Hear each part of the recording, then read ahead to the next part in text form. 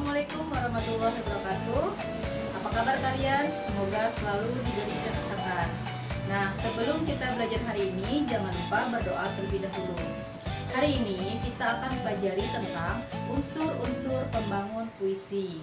Nah, tapi sebelum ke materi, kalian Ibu minta simak dan cermati video berikut ini. Selamat menyaksikan. Yang Gerimis, karya Sony Farid Maulana.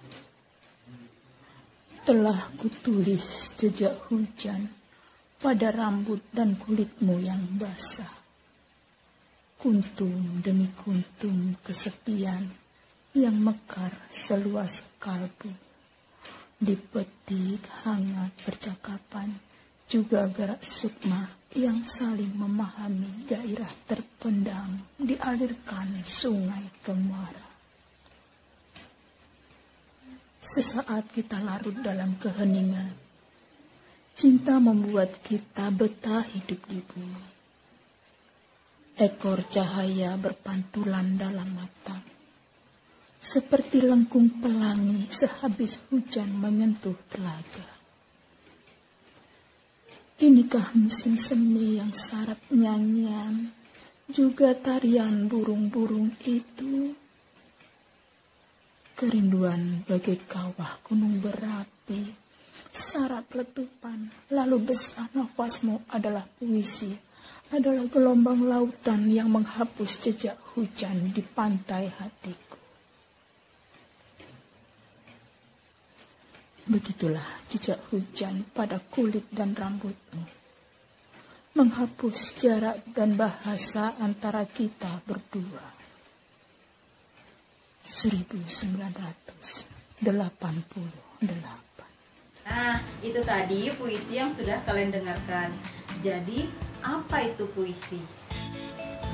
Jadi, puisi adalah suatu bentuk karya sastra yang berasal dari hasil suatu perasaan yang diungkapkan oleh penyair dengan bahasa yang menggunakan irama, rima, bait, dan penyusunan lirik yang berisi makna.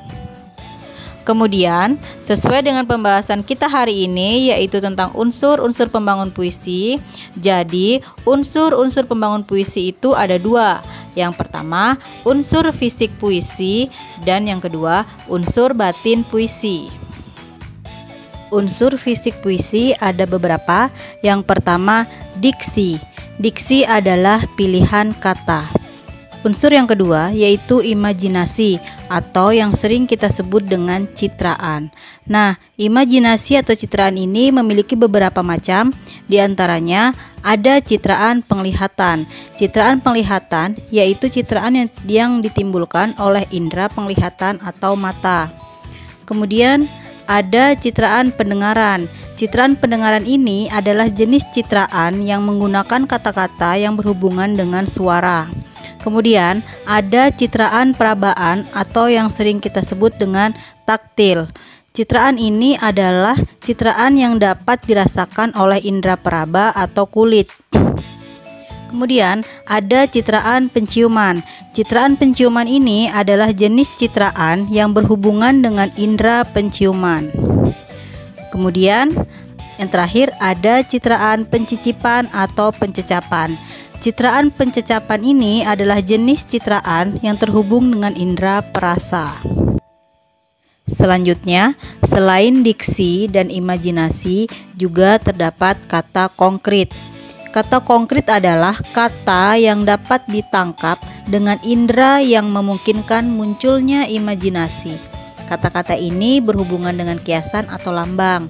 Contohnya, perhatikan di layar, kata konkret salju. Kata salju ini bisa diibaratkan atau melambangkan kebekuan cinta atau kehampaan hidup. Kemudian, gaya bahasa. Gaya bahasa ini sering kita sebut dengan majas. Nah, majas memiliki beberapa macam, yaitu majas perumpamaan atau yang sering kita sebut dengan asosiasi. Majas asosiasi ini merupakan majas dengan penggunaan ungkapan untuk membandingkan dua objek berbeda yang dianggap sama. Kemudian majas personifikasi. Majas personifikasi adalah majas yang membandingkan benda-benda mati seperti seolah-olah memiliki sifat seperti manusia. Majas metafora.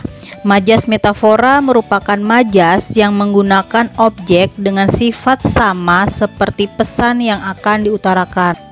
Selanjutnya, majas simbolik.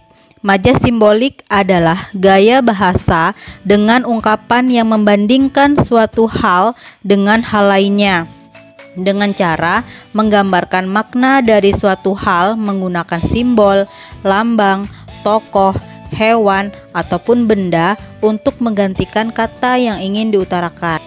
Selanjutnya, majas hiperbola. Majas hiperbola ini merupakan majas untuk mengungkapkan suatu hal secara berlebihan. Kemudian, majas metonimia. Majas metonimia yaitu majas yang digunakan untuk menyebutkan penggunaan merek atau nama khusus suatu benda sebagai pengganti benda lain yang lebih umum. Nah, itu tadi beberapa majas yang sering digunakan dalam puisi. Selanjutnya, yang kelima yaitu rima. Rima adalah pengulangan bunyi yang berselang, baik dalam larik sajak maupun pada akhir larik sajak. Rima ini juga merupakan salah satu unsur penting dalam puisi. Melalui rima inilah keindahan suatu puisi tercipta. Rima tidak selalu berada di akhir baris dalam satu bait, rima juga dapat ditemukan dalam satu baris.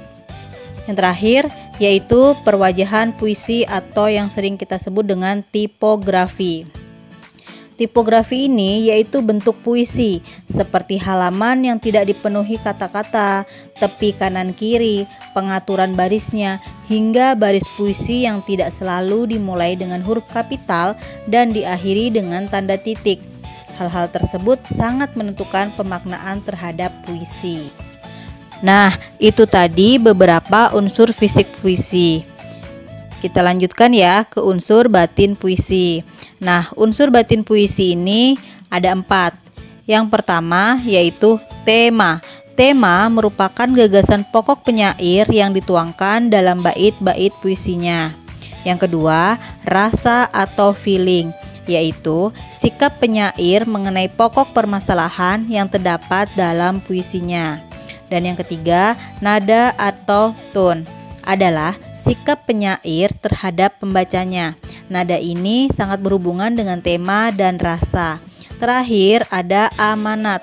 Amanat adalah pesan moral penyair yang ingin disampaikan kepada pembacanya atau pendengarnya.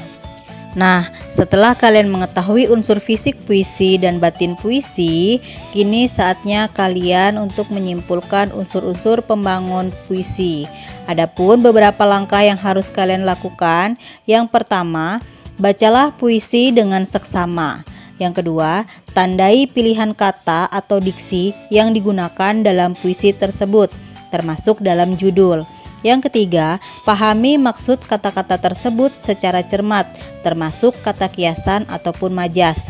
Yang keempat, tafsirkan makna puisi tersebut sesuai bahasa yang digunakannya. Terakhir, simpulkan pesan dalam puisi berdasarkan makna puisi yang telah dipahami. Baik, itu tadi materi pembelajaran kita hari ini. Selanjutnya, kalian diminta untuk mengerjakan tugas dengan memperhatikan teks puisi yang sudah ditentukan. Silahkan perhatikan di slide. Ya, bacalah teks puisi berikut dengan seksama, kemudian kerjakan soal yang mengikutinya. Ya, di sini ada teks puisi Nyanyian Gerimis karya Sony Farid Maulana yang tadi sudah sempat Ibu perdengarkan di awal pembelajaran ya. Kemudian, silahkan cermati dengan mengerjakan soal-soalnya. Soal yang pertama, jelaskan definisi puisi. Yang kedua, temukan unsur-unsur pembangun puisi. Yang ketiga, simpulkan makna yang terkandung dari puisi tersebut. Selamat mengerjakan. Demikian pembelajaran kita hari ini. Semoga bermanfaat. Sampai jumpa di video selanjutnya. Terima kasih. Wassalamualaikum warahmatullahi wabarakatuh.